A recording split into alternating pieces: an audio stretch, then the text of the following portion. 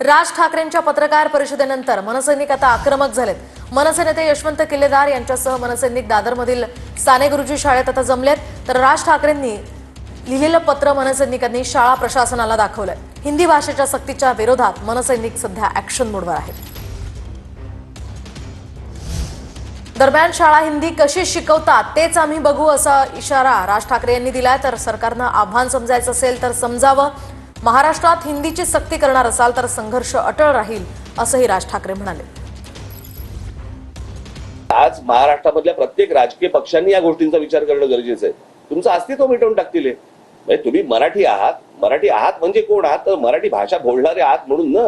ती भाषा जर समजा मेली तर काय होणार आहे? सगळ्या गोष्टींमध्ये हिंदी यायला सुरुवात होणार, कळलं का? आणि मग एकदा ते घुसलं नंतर नाही काढता येणार तुम्हाला। या आजच ठेचायला पाहिजे। कसला पर्याय नकोच आहे ना? कसला पर्याय? जो 6वी पासून आहे ना, मग तो पहिली पासून का आणताय तुम्ही?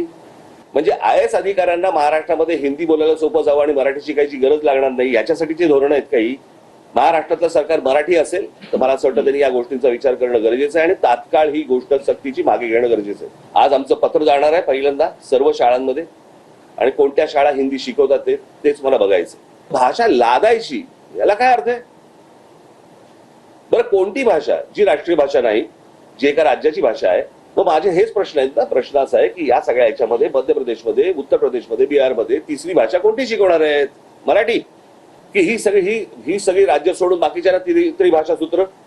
बरं, यांच्या स्वतःच्या राज्यामध्ये पण नाहीये हिंदीची सक्ती।